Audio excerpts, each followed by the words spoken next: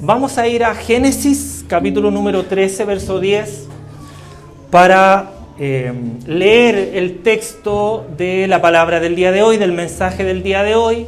Hoy día vamos a hablar, o el título del mensaje, mejor dicho, es ¿el pecado de Sodoma es también mi pecado? Es el título del mensaje del día de hoy. Génesis, capítulo 13, verso 10, dice la palabra del Señor así: y alzó Lot sus ojos y vio toda la llanura del Jordán, que toda ella era de riego, como el huerto de Jehová, como la tierra de Egipto en la dirección de Zoar, antes que destruyese Jehová a Sodoma y a Gomorra. Es palabra del Señor. Tome su asiento, por favor, para que podamos escucharla juntos, ¿verdad? Y podamos entender lo que Dios nos quiere hablar en esta tarde, en esta noche ya. Fíjese que es innegable que la iglesia evangélica cristiana en su conjunto ha pasado por diversos ciclos, ¿verdad? Ciclos de mucha bonanza, de mucha bendición, ciclos de una cierta baja espiritual, ciclos donde hemos estado un poco más débiles, más fuertes, pero sin lugar a duda lo que más nos va marcando son ciertas etapas de la vida cristiana, me refiero como organización, donde cuando les da por un tema, como que les da y no lo sueltan hasta que ya se aburren y no hay otra cosa o aparece otra cosa en la cual se tienen que fijar y comienzan nuevamente con otro tema cíclico. Sin lugar a duda, en algún tiempo se habló mucho de que Dios había destruido Sodoma y Gomorra y las ciudades vecinas, única y exclusivamente por el pecado de la homosexualidad. Y la iglesia se metió en este tema, especialmente los que dicen ser de sana doctrina, o los que dicen o se autoproclaman como legalistas, ¿verdad? O que creen, ¿verdad?, tener una cierta moralidad superior a los demás para poder decirle a los demás o apuntarlos con el dedo sobre qué es lo que está bien y sobre qué es lo que está mal, ¿verdad? Atribuyéndose la voz del Señor cuando muchas veces Dios no quiere decir nada. Y cuando nosotros pensamos en esa circunstancia, nos damos cuenta de que en la gran mayoría de los casos hay ciertos sesgos, ¿verdad?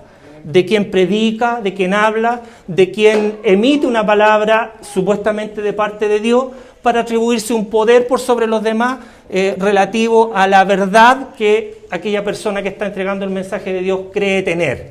Lo digo porque muchas veces es sencillo pararse en un lugar y aparentemente con rabia, ¿verdad?, refregarle a los demás el pecado en la cara, decirle que Dios no va a tolerar y va a destruir a todos los homosexuales por lo que ellos hacen y va a destruir a todos los fornicarios y todos los adúlteros se van a ir al infierno porque son unos pecadores, pero resulta que decir eso es bastante sencillo. Pero cuando ese pecado de la homosexualidad, cuando el pecado de la fornicación, del adulterio, de la mentira, de la hechicería, de la vanagloria, de la soberbia, yo le coloco nombre, las cosas son distintas, ¿verdad? Es sencillo de aquí para allá apuntar con el dedo a los homosexuales, pero cuando ese homosexual tiene nombre y se transforma en alguien de mi familia, o se transforma en alguien de su familia, o ese adúltero o ese fornicario se transforma en su hijo, en su mamá, en su papá, cuando se transforma en su hermano, cuando se transforma en alguien cercano a usted, a quien usted o yo queremos mucho, ya el pecado comienza a tener otra forma. Y comenzamos a entender por qué Dios, en su infinito amor, dio su vida por nosotros que somos pecadores. ¿Por qué Dios tuvo misericordia si Él sabía que nosotros éramos pecadores y aún después de su muerte y aún después de creer en Él íbamos inclusive a seguir pecando? Entonces cuando el pecado nosotros lo transformamos y le ponemos rostro, las cosas son distintas. Por eso es que Dios tiene misericordia, porque Él nos conoce, porque Él sabe quiénes somos, sabe que somos débiles, y nosotros, los que muchas veces nos paramos a entregar un mensaje, lo hacemos con una visión distorsionada, muchas veces con rabia, otras veces con furia, otras veces con enojo, y otras veces tratando de decirle algo a alguien desde este lugar, cosas que no somos capaces de decírsela en forma personal y de frente a frente a otra persona. ¿O no? Hemos pasado por esas etapas. Y la iglesia lo ha pasado, por eso digo yo, tienen un cierto sesgo, porque claro, es fácil hablar. de algún pecado. Distinto es cuando ese pecado tiene nombre y apellido. Cuando el fornicario no es el que se sienta allá, sino que el fornicario está en mi familia, o inclusive podría serlo yo mismo, ¿verdad? O cuando es fácil decirle al adúltero que es un adúltero y se va al infierno, cuando el que adultera tal vez es alguien de mi familia. Es mi esposa, podría ser yo, podría ser mi familia, mis padres, mis hijos. Cambia la cosa, ¿o no? Y ahí es donde nosotros aprendemos a tener lo que se llama y lo que Dios tiene sobreabundante, que es su misericordia. Porque la misericordia de Dios no se termina. Y cuando nosotros escudriñamos de una manera más, no sé si tan profunda, pero de una manera un poquito más apegada al texto bíblico, nosotros nos vamos a dar cuenta que la destrucción de Sodoma y Gomorra no se debió única y exclusivamente al pecado de la homosexualidad. Cuando nosotros estudiamos la Escritura nos vamos a dar cuenta que uno de los grandes problemas por los cuales Dios destruyó a Sodoma, a Gomorra y a las ciudades vecinas fue su iniquidad. ¿Amén? ¿Estoy con alguien que estudia la Escritura acá o no? ¿Amén? Los del Instituto Bíblico están acá, no vinieron hoy día, parece. Bueno, el pecado de la iniquidad fue el que llevó a Dios, en su ira, en la gran cantidad de oportunidades que Dios le dio a la tierra, ¿verdad? Fue lo que llevó finalmente a la destrucción, la iniquidad. ¿Y qué es la iniquidad?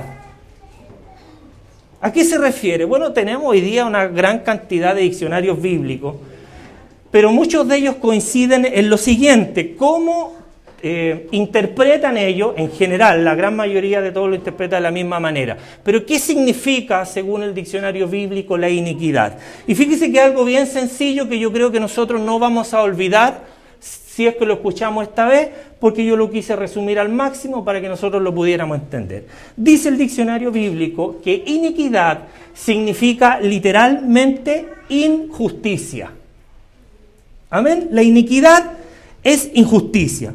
Es la condición de no ser recto, o sea, la iniquidad es andar por la vida torcido, es andar por la vida doblado, es andar por la vida tergiversando las cosas, haciendo las cosas un poco a mi pinta y no a la manera que Dios quiere que la hagamos. Entonces la iniquidad es literalmente la injusticia, la condición de no ser recto, de ser torcido, ya sea en relación con Dios, en base a su norma inamovible de justicia y santidad, o ya sea en relación con los demás hombres, con mis hermanos, con la gente que me rodea, en base a que el hombre sabe que es justo, pero por su propia conciencia, o sea, por sus propios términos. ¿Ya? Eso es la iniquidad. O sea, la iniquidad es la injusticia. Y Sodoma, Gomorra y las ciudades vecinas fueron, delante de los ojos de Dios, injustas. Fueron pecadoras. Tergiversaron la ley, armaron sus propias normas contrarias a las que Dios establecía, lo que finalmente llevó a su destrucción. En el Antiguo Testamento se señala la iniquidad como la condición interna del corazón del ser humano. O sea, la iniquidad no es algo externo, la iniquidad es algo que está arraigado en el corazón nuestro, en el corazón del ser humano. El ser humano es por esencia una persona inicua. Una persona con el corazón malo, porque dice, antes en el corazón maquinas iniquidades, Salmo capítulo 58, verso 2. O sea, la iniquidad viene de adentro del corazón, porque perverso y engañoso es el corazón, más que cualquier cosa, dice la Biblia, ¿quién lo conocerá? Yo, Jehová, dice él, el único que puede conocer el corazón. Y si aplicamos también este término iniquidad a los actos injustos cometidos por nosotros, dice que allí cayeron los hacedores de iniquidad, de acuerdo con lo que relata el Salmo capítulo 36, verso 12. O sea, entendamos que la iniquidad es algo, por decirlo de alguna manera, en términos más generales, abarca una cierta cantidad de injusticias y de pecados que llevan al hombre a apartarse de Dios. ¿Amén? Yo sé que estábamos bien contentos, yo lamento tener que traerle esta palabra, pero Dios me mandó a decir esto. Y puede que a nosotros no nos agrade. Estoy tratando de hacerlo lo más sereno posible, porque mientras pensaba y decía, a ver, ¿a quién le voy a dar palo a la iglesia? Después decía, no, Señor, sí. ya preparando este mensaje me llevé como 5 o 6 palos, me caí knockout, me tuvieron que ir a parar, me levanté hasta que finalmente dije, ya vamos con este mensaje. Entonces entendamos que los miembros me refiero a los miembros de nuestro cuerpo, también son instrumentos de inequidad. ¿Me explico? Romanos 6:13 dice, ni tampoco presentéis vuestros miembros al pecado como instrumentos de iniquidad. Cuidado, porque nuestros miembros no es solo nuestro corazón el inclinado al mal. No es solo que desde allí nosotros maquinamos iniquidades, injusticias, adulterios, fornicaciones, mentiras, chismes, peleas, contiendas. No es solo del corazón, sino que también muchas veces prestamos nuestros miembros, las partes de nuestro cuerpo, como, ¿verdad?, como instrumentos de iniquidad. Esta, dice la Biblia, que es la forma en la cual nosotros nos vamos comportando. Lo bueno de todo esto es que tenemos la palabra de Dios que funciona como un espejo para que nosotros nos podamos ir mirando cada uno de nosotros y podamos ir corrigiendo nuestras falencias, nuestras debilidades, nuestros fracasos, nuestros problemas, nuestros temores. Amén. La palabra de Dios es la que nos ayuda. Y nosotros tenemos que tener cuidado, porque la iniquidad, por eso digo, el pecado de Sodoma es también mi pecado, porque la iniquidad de Sodoma no terminó ahí. La iniquidad sigue actuando hasta nuestros días. Por eso es que la palabra del Señor dice que ya está en acción el misterio de la iniquidad y que finalmente va a culminar con la llegada de aquel inicuo, según 2 de Tesalonicenses capítulo 2, verso 7. O sea, ya está en acción el misterio de la iniquidad. Ya está actuando de diferentes maneras. ¿Y actúa dentro de la iglesia? Por supuesto que sí. ¿Por qué se lo digo? Porque finalmente esta condición de la iniquidad va a conducir a un mundo apóstata, o sea que se vuelve de Dios, a una rebelión contra Dios, haciéndose pasar por Dios, como dice 2 de Tesalonicenses capítulo 2, verso 4. O sea, el inicuo que ya está en acción se va a hacer pasar por Dios, o sea, está en medio también de nosotros, porque ya está en acción, ya está actuando el misterio de la iniquidad, que está haciendo que la gente piense cosas que no son, volviendo la Escritura antojadiza, su manera de pensar o de creer, para finalmente desviarnos, caminar por el camino que nosotros pensamos. ¿Amén? El creyente, ¿cuántos son creyentes? El creyente debe apartarse de iniquidad en su vida y relaciones. ¿Cuántos dicen amén? Eso es lo que dice 2 de Timoteo 2:19. Apartémonos de iniquidad. Y además debemos, y la misma Biblia nos manda, a seguir la justicia, y la justicia es lo contrario a la iniquidad. Debemos seguir la justicia, la fe, el amor y la paz. ¿Con quiénes? Con los que de corazón limpio invocan el nombre del Señor, 2 de Timoteo 2:22. ¿Vamos entendiendo un poco lo que Dios nos está hablando, lo que Dios nos quiere decir? No nos ceguemos, no hagamos prejuicios sobre ciertas conductas del ser humano como que si fueran las peores conductas de la vida. No, porque la iniquidad abarca un montón de injusticia y de pecado que hacen finalmente o llevan al hombre finalmente a caer en apostasía, a apartarse de Dios para finalmente ser destruido. Y eso es lo que nosotros queremos evitar porque somos hijos del Rey. Él nos quiere salvar, Él nos quiere libertar, Él nos quiere dar una nueva vida. Por eso cantamos, tengo vida nueva. Las cosas viejas pasaron. ¿Amén? Bueno. Mediante el derramamiento de su sangre, como decía yo, las cosas viejas pasaron, mediante el derramamiento de su sangre, nuestro Señor Jesucristo ha puesto en vigencia un nuevo pacto. ¿Cuántos dicen amén?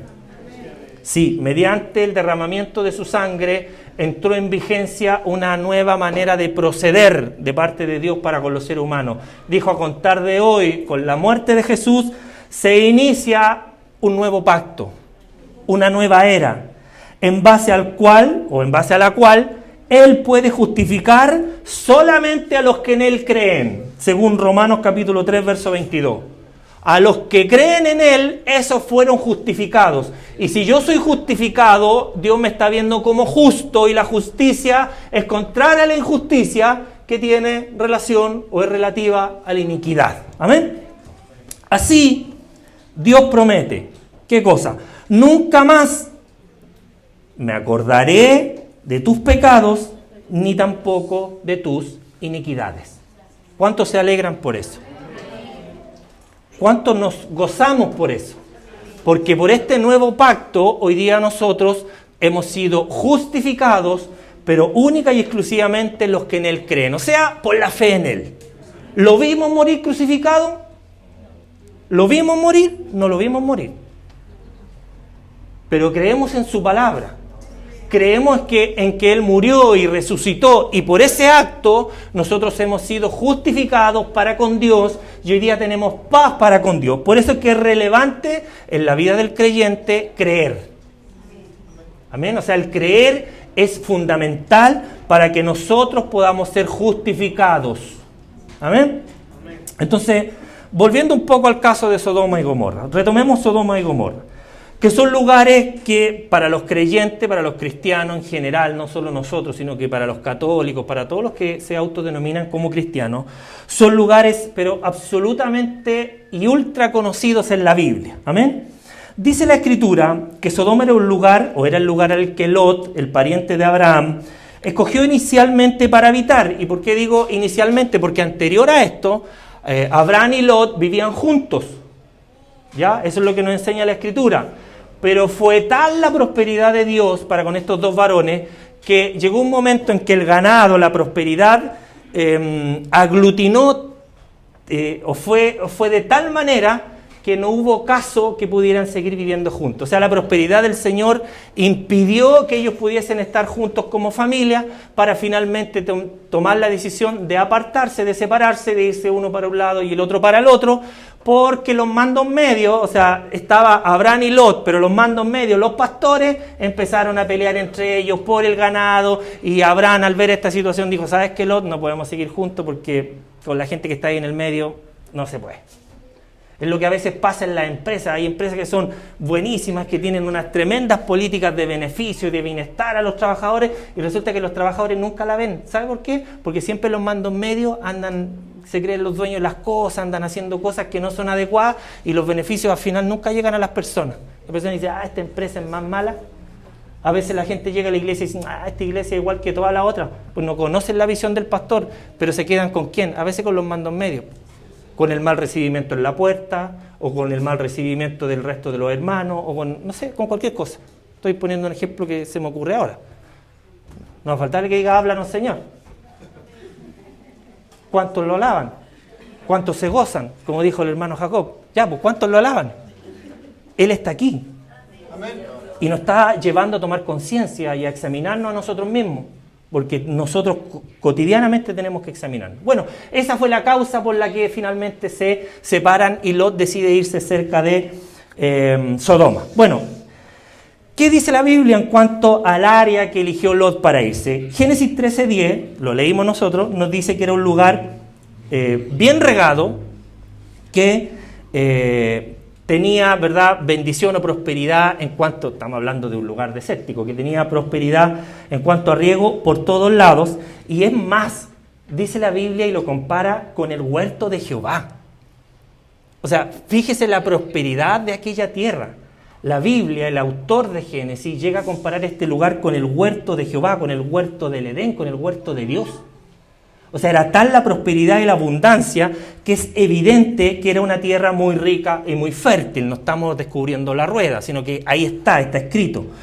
Su gente era seguramente, la gente que habitaba en aquel lugar, era seguramente gente de muchos recursos, gente de mucho dinero, y el estatus social era probablemente uno de los más altos o en comparación con el resto de las áreas y los lugares que rodeaban estos lugares de Sodoma y de Gomorra.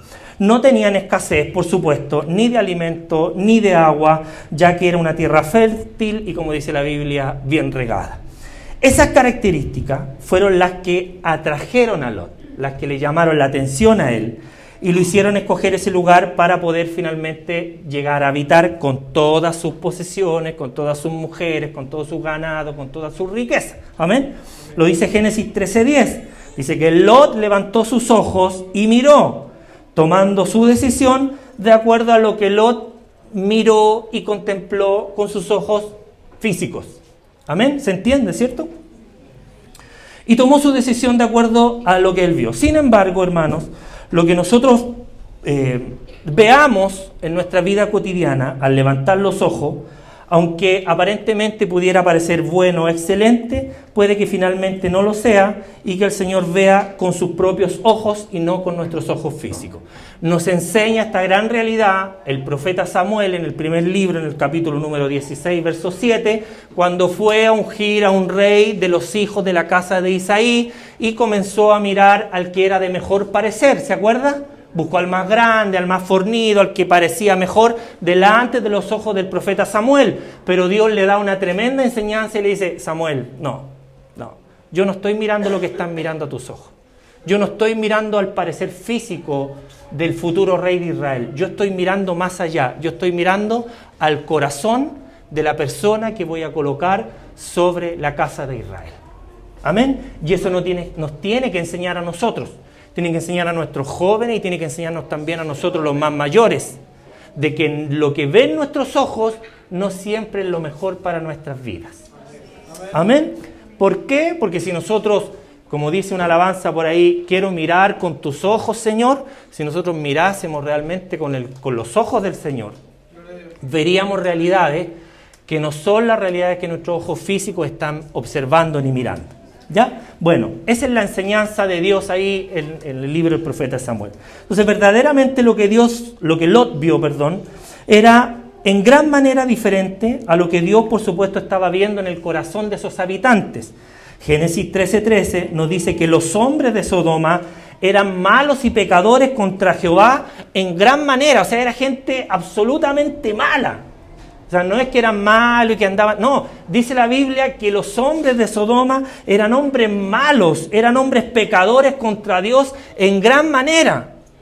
O sea, a veces a nosotros Dios nos dice que estamos pecando, que estamos fallando, pero que venga Dios a decir, ustedes son unos pecadores en gran manera, ya cambia el tono de la conversación. Pero Lot no se alcanzó a dar cuenta de eso, porque se guió por lo que estaban viendo sus ojos físicos. La tierra es buena, como le dieron a elegir, ¿verdad? Pillín dijo, la tierra, a ver, ¿a dónde me voy? Mira, la tierra de allá es la mejor, me voy para allá. Tomando una decisión en base a lo que sus ojos estaban viendo. Y aunque lo que Lot vio era una tierra excesivamente fértil, lo que Dios vio fueron corazones excesivamente sucios, cochinos, malvados, pecadores. Lot vio lo bueno. Dios vio más allá y vio que los corazones de aquellas personas eran corazones sucios, excesivamente sucios, porque dice la Biblia en Génesis 18:20, entonces Jehová le dijo, por cuanto el clamor contra Sodoma y Gomorra se aumenta más y más, y el pecado de ellos se ha agravado en extremo. O sea, el pecado de Sodoma y Gomorra era gravísimo. No era un pecado menor, era gravísimo. Y aquí donde nosotros tenemos que pararnos un poco y decir, a ver, mi actuar, mi caminar como hijo de Dios, a pesar de que Dios constantemente, si yo me arrepiento, Él me perdona, si yo me enderezo mis caminos, Él me perdona. Nosotros tenemos que examinar si nuestro caminar delante de los ojos de Dios está siendo el caminar que Dios quiere y estamos nosotros o no mirando con los ojos que Dios está mirando. ¿Cómo estamos caminando? ¿Cómo estamos escogiendo? Bueno, sabemos nosotros que al final, después de que el Señor salvó a Lot, ¿verdad?, de la destrucción de Sodoma y Gomorra, terminó al final destruyendo Sodoma y Gomorra, porque no hubo un arrepentimiento, porque no hubo un cambio de condición, porque no quisieron volverse al Señor, porque no quisieron de alguna manera escuchar la voz de Dios, por ningún motivo, sino que finalmente decidieron tomar sus propias decisiones que iban en contra de la ley del Señor. Por eso Dios termina destruyendo, por la iniquidad, termina destruyendo Sodoma y Gomorra. Cuando Lot estaba partiendo de aquel lugar, ya cuando Dios lo iba a destruir, cuando Dios determina sacarlo con los ángeles, ¿verdad? Llevarlo fuera de la ciudad para que no fuera destruido, el consejo de Dios fue exactamente lo contrario a lo que Lot había hecho en el principio. Lot miró con sus ojos y dijo, me quiero ir a esa tierra que está allá. Cuando Dios lo saca de allá, lo saca y le dice, Lot, sal de aquí, pero cuando vayas saliendo de este lugar, por ningún motivo vuelvas a mirar hacia atrás. ¿Se fija cómo es Dios? Yo llego a un lugar físico, eclesiástico, laboral, universitario, profesional, educacional, como usted quiera colocarlo. Yo llego a un lugar porque lo escogí con mis ojos, por mi voluntad, y finalmente ese lugar termina siendo destruido y Dios lo saca diciéndole que se vaya de ese lugar, que salga fuera de ese lugar y lo haga escapando por su vida, sin mirar tras de él, ni tampoco parándose en toda la llanura. O sea, le dice, sal de aquí rápido, arranca de aquí, huye de aquí. Y es lo que Dios quiere con nosotros en relación con el pecado. Que nosotros nos demos cuenta que estamos mal, que nosotros nos examinemos y nos demos cuenta dónde o cuál es el área en nuestra vida que le estamos fallando al Señor, para que tomemos la decisión, si es que escuchamos la voz de Dios, de poder decir, ok, este es el lugar que a mí no me conviene y de donde yo tengo que escapar porque Dios quiere salvar mi vida. Salvó la vida de Lot, ¿se lo merecía o no? No lo sé, Dios lo sabe, pero lo sacó de ahí. ¿Lo sacó de ahí por él o por el clamor de su hermano Abraham? ¿O lo sacó por su misericordia? No lo sé, pero lo sacó de ahí. ¿Por qué? Porque él no quería la muerte de Lot. Sin embargo, la gente que no se arrepintió finalmente terminó muriendo a manos del Señor. Bueno, cuando Lot escogió Sodoma para vivir, tomó, hermano, esta decisión después que levantó sus ojos y miró. Ahora tenía que huir de ese lugar sin mirar atrás. Después de que Lot se fue, el Señor destruyó esa área. O sea, fijémonos, si se demora, si se tarda, si no hubiese escuchado a los embajadores del Señor, Lot seguramente hubiese perecido. Veamos, por favor, lo que le pasó a la mujer de Lot. O sea, Dios da instrucciones. Cuando Dios da instrucciones, las instrucciones de Dios son claras, no son ambiguas, no son o sí o no, sino que las instrucciones de Dios son clarísimas, porque Dios es claro, o sea, Dios veraz, Él es verdadero, es veraz, y todo hombre mentiroso. La palabra de Dios es verdad. La palabra de Dios es como una espada, quebranta el alma, la coyuntura, o sea, traspasa el alma del ser humano para finalmente llevarlo ¿dónde? A donde Dios quiere, pues, hermano. Si ahí es donde nosotros tenemos que llegar. ¿Amén? Bueno, finalmente nosotros encontramos el motivo, el por qué, y aquí donde un poco me voy a afirmar en lo que yo le decía al principio, cuál fue finalmente el pecado de Sodoma. Bueno, fueron varios. Apoyémonos un poco en lo que nos dice el profeta Ezequiel. En el capítulo 16, Ezequiel nos dice lo que el Señor vio. ¿Ya? Ezequiel lo relata. Y dice del verso 49 al 50. He aquí que esta fue la maldad de Sodoma, tu hermana. Y vamos enumerando. Soberbia. Esta es la maldad de Sodoma. Por esto fue destruida. Soberbia. ¿Cuántos de nosotros somos soberbios?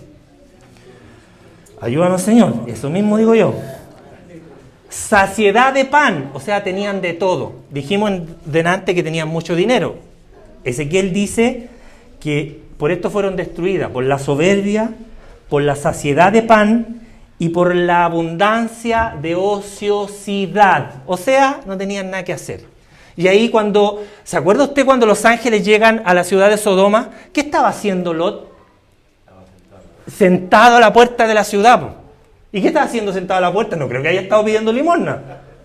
Ni estaba contando los pasajeros que venían llegando en el bus. No, estaba sentado a la puerta seguramente porque no tenía nada que hacer. La ociosidad, hermanos, jóvenes, señoritas, ancianos, siempre va a ser una de nuestras peores enemigas. ¿Ya? La abundancia de ociosidad, dice Ezequiel, y que sabía Ezequiel, pues. Y además dice, no fortaleció, porque aquí vienen otros pecados, además de la soberbia, la abundancia de pan y la ociosidad, dice que tampoco fortalecieron la mano de las personas que estaban afligidas, ni tampoco de los menesterosos. Y se llenaron de soberbia e hicieron abominación delante de mí, y cuando lo vi, las quité, o sea, las borré, las eliminé. No hay más, con Dios no hay términos medios. O es sí o es no.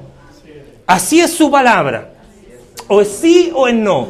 Si Dios nos está diciendo que no, entonces no. Por eso es que Él nos dice en su palabra, mire, cuando ustedes vayan a tomar compromisos, que tú sí seas sí y tú no seas no. Simple. Mire que ahí lo vamos a ver, que déjeme analizar, lo que estudiemos. No. Con Dios no se juega. Con Dios no se anda con rodeos. Dios es transparente, Dios es misericordioso. Si yo le digo que no puedo y les pongo mis causas al Señor, bueno, Dios lo entenderá o me fustigará por eso, no lo sé. Pero nosotros tenemos que ser conscientes de que Dios es real, es veraz. Con Él no podemos jugar. Miren los pecados que llevaron a la destrucción de Sodoma. ¡Qué homosexualidad! Que fue parte de las transgresiones, por supuesto, los pecados sexuales, no solo la homosexualidad, los pecados sexuales. Pero ¿cuáles fueron los mayores pecados? La soberbia. La soberbia, hermano. ¿Quién iba a pensar? La soberbia es la causante de la destrucción de una ciudad.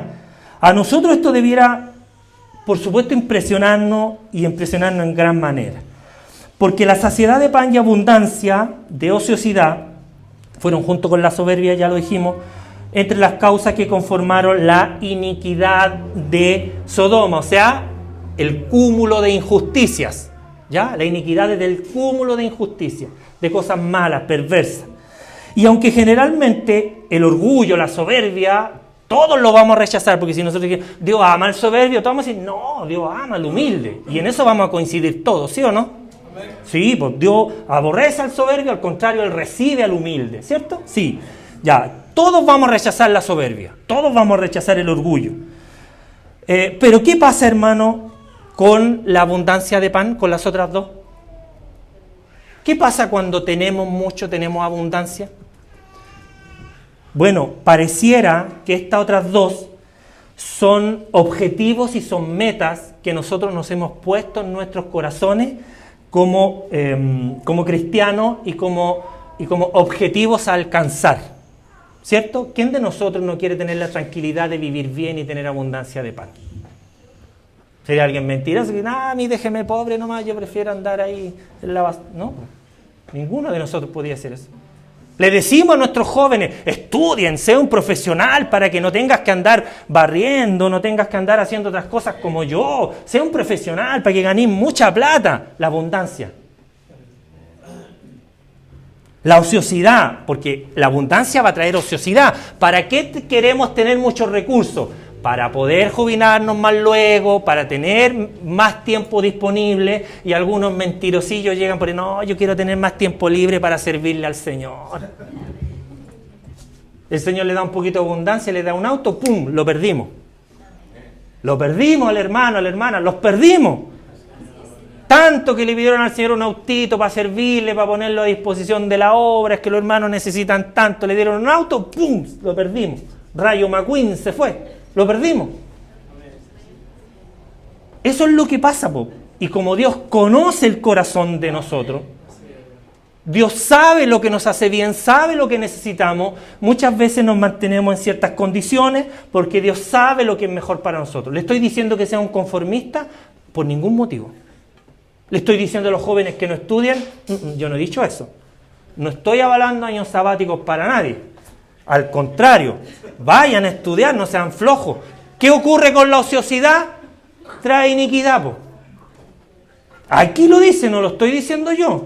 Ni estoy tergiversando nada. Si quiere culpar a alguien, vaya y converse con Ezequías. No converse conmigo, porque Ezequías dijo cuáles fueron los pecados de Sodoma.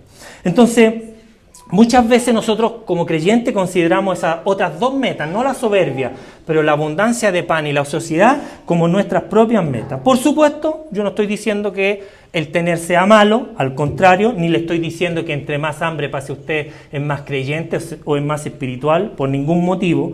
Lo que estoy diciendo es que la saciedad de pan y la abundancia de ociosidad, en comparación con lo que el mundo dice, no son cosas que nosotros debemos perseguir. Más bien, lo que nosotros debemos estar persiguiendo todos los días y siguiendo con todo nuestro corazón es al Señor Jesucristo, es su palabra y son sus propósitos, no los nuestros. Amén.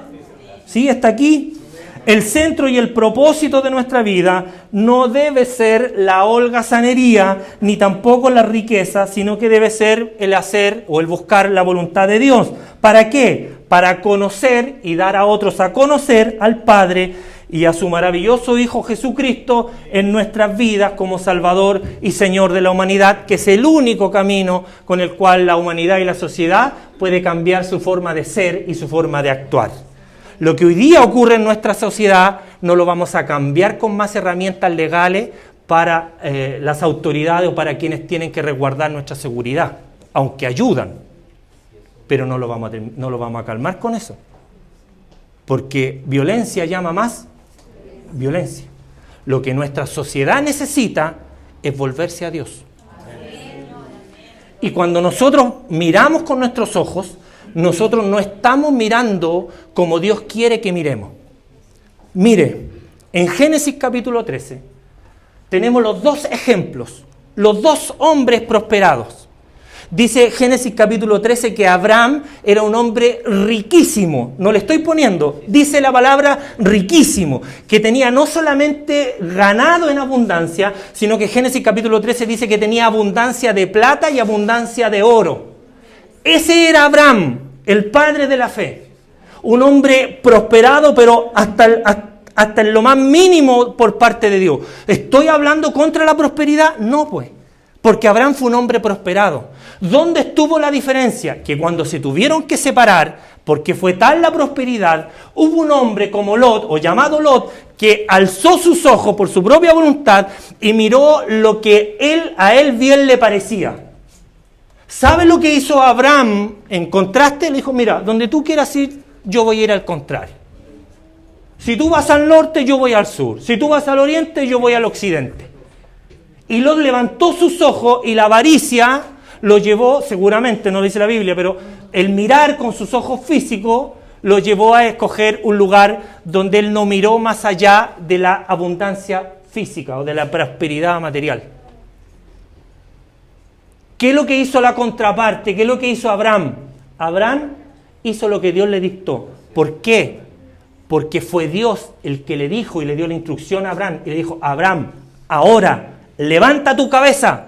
Se lo dijo Dios, Abraham, ahora, levanta tu cabeza. ¿Sabe lo que hizo Abraham? Levantó su cabeza. Le dijo, Abraham, ahora, mira con tus ojos, mira hacia el norte, mira hacia el sur, mira hacia el oriente y mira hacia el occidente, porque todo lo que están mirando tus ojos, yo te lo voy a dar y te lo voy a dar en abundancia. Y tu generación no podrá ser contada porque será como la arena del mar. Entonces, cuando Dios quiere dar, yo no estoy predicando contra la pobreza, lo que yo estoy diciendo, que la abundancia viene de la mano de Dios, no de lo que miran nuestros ojos, no de la carrera que te va a dar más dinero, no de la esposa o el esposo que tiene más recursos, o búscate a alguien con plata, no te lo va a dar eso. No te lo va a dar el trabajar 60 horas a la semana. La abundancia viene de parte del Señor, porque dice Proverbio que la abundancia del Señor, la prosperidad de Dios, es la que enriquece y no añade consigo tristeza. ¿Cuánta gente amargada hoy día tenemos llegando a sus casas en las tardes de sus trabajos, regañando contra todo el mundo, pateando al perro, al gato, a la señora, que nadie me hable, porque llegan de un trabajo al que odian, hermano? ¿Por qué? Porque alguien por ahí les dijo, búscate la profesión que te dé más recursos. No importa que tengas que vivirla durante 40 años amargado, pero vaya a tener plata. ¿Y quién dijo que la plata, sin la prosperidad de Dios, sin la gracia de Dios, sin el amor de Dios, sin la misericordia de Dios, sirven de algo? ¿Quién dijo eso? Entonces, ¿cuáles son los consejos que nosotros como padres le estamos transmitiendo a nuestros hijos? ¿Qué es lo que estamos mirando nosotros? Mira con tus ojos el vehículo que tiene el de allá, la casa que tiene el de allá, para que tú también la desees y tus ojos vayan tras esas cosas vanas. Yo tengo que levantar la cabeza cuando el Señor te diga: Jorge, Abraham, ahora levanta la cabeza y lo que tú estás mirando yo te lo voy a dar, porque soy yo el que prospera, soy yo el que bendice y soy yo el que da en abundancia, no eres tú. ¿Quién nos mandó a buscar ese trabajo? ¿Quién te mandó a buscar esos bienes materiales? ¿Quién te mandó a ampliarte, a prosperar? ¿Quién te mandó a seguir esos caminos? ¿Fueron tus ojos o fue la voluntad de Dios? ¿Quién te mandó a tomar esas decisiones? ¿Quién te mandó a estudiar eso? ¿Quién te mandó a trabajar allá? ¿Quién te mandó a tomar esa mujer, ese hombre, por esposo, por esposa? ¿Quién te mandó? ¿No será que las consecuencias similares a las que vivió Lot son las consecuencias que hoy estás viviendo a causa de tu desobediencia? ¿Quién te mandó a irte de la casa? ¿Quién te mandó a dejar a tus padres? ¿Quién te está mandando a apurarte a tomar decisiones? ¿Serán tus propios ojos o es la voluntad de Dios que te está diciendo: levanta tu cabeza que yo te estoy mandando a caminar? ¿Cuáles son las decisiones que están tomando? ¿Quién te está mandando a tomar esas decisiones? ¿Querían respuesta de Dios hoy día o no?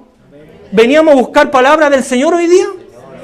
Estábamos contentos delante, gozándonos en la presencia del Señor. Dios está aquí y te está preguntando: ¿quién te está mandando a tomar las decisiones que estás a punto de tomar? ¿Quién te mandó?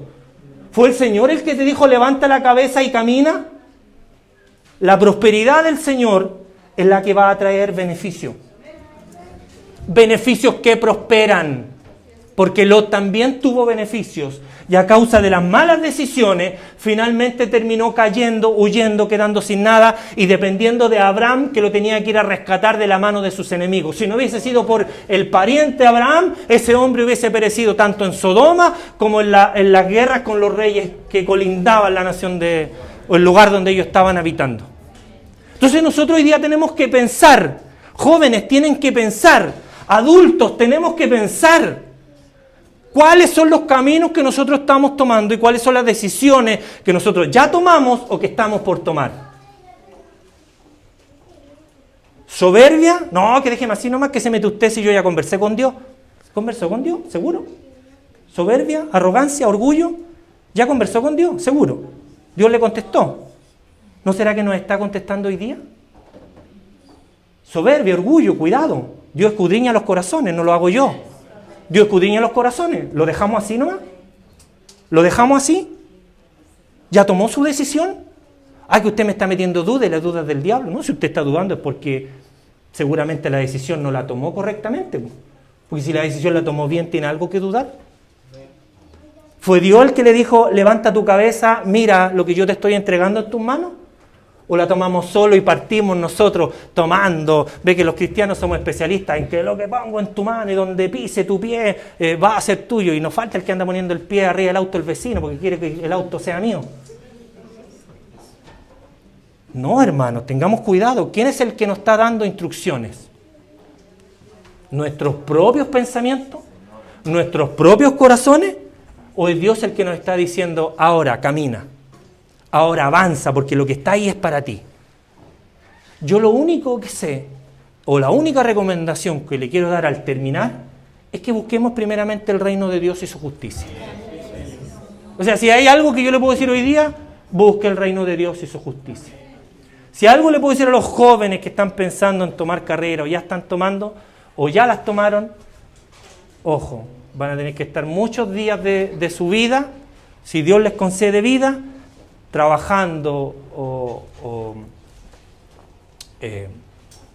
realizando lo que durante mucho tiempo estudiaron. Nosotros, si buscamos cambiarnos de trabajo, buscamos cambiarnos de iglesia, de congregación, buscan tomar decisiones, esperemos. Espera en Jehová. Esperemos en el Señor.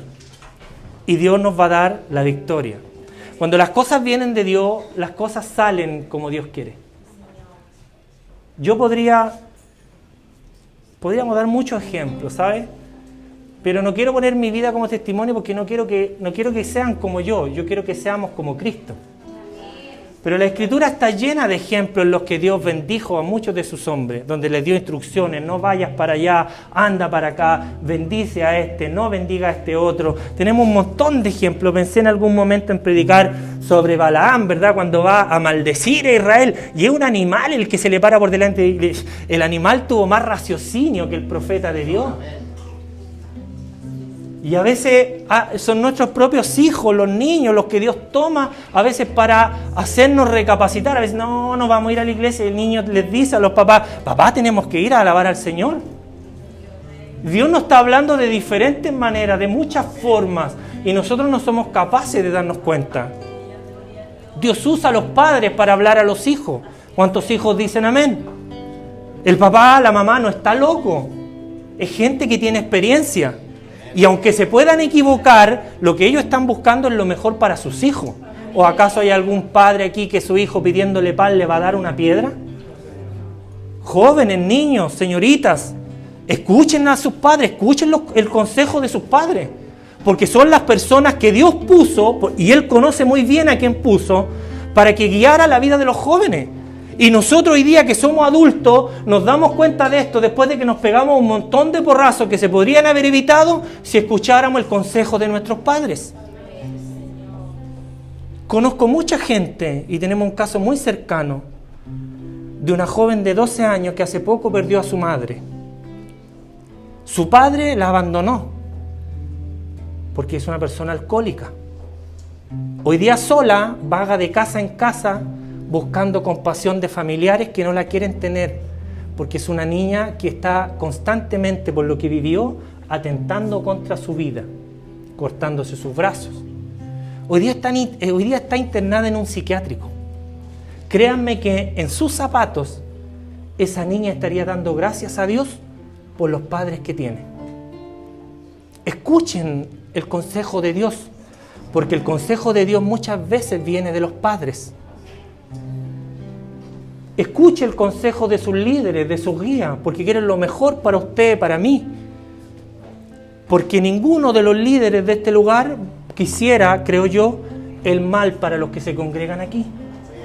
¿Qué nos pasó que en los últimos cultos ya dejaron de entrar personas nuevas a este lugar? ¿Se ha dado cuenta? Pudimos hacerlo mejor, porque esas personas no están aquí. Pero como estamos mirando con nuestros ojos, no con los ojos del Señor, está llegando prosperidad, abundancia de almas, y las estamos perdiendo. Y digo, las estamos porque yo soy parte de este lugar también. Y si un alma se pierde, soy también responsable, pero usted también lo es. ¿Y qué ha pasado que ya no están llegando más? Nos conformamos, dijimos, ya está bueno, Señor, ahí nomás.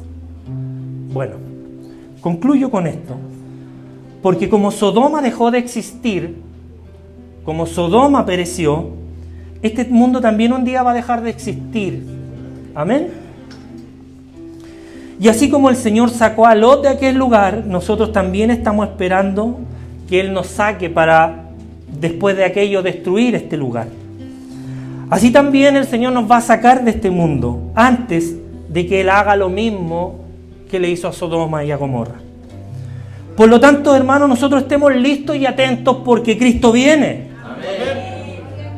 Y como también eran los días de Lot, que comían, bebían, compraban y vendían, plantaban y construían, también llegó el día en el que Lot tuvo que salir de ese lugar para que finalmente terminara lloviendo fuego y azufre del cielo que destruyó a todos aquellos que rechazaron la voz del Señor.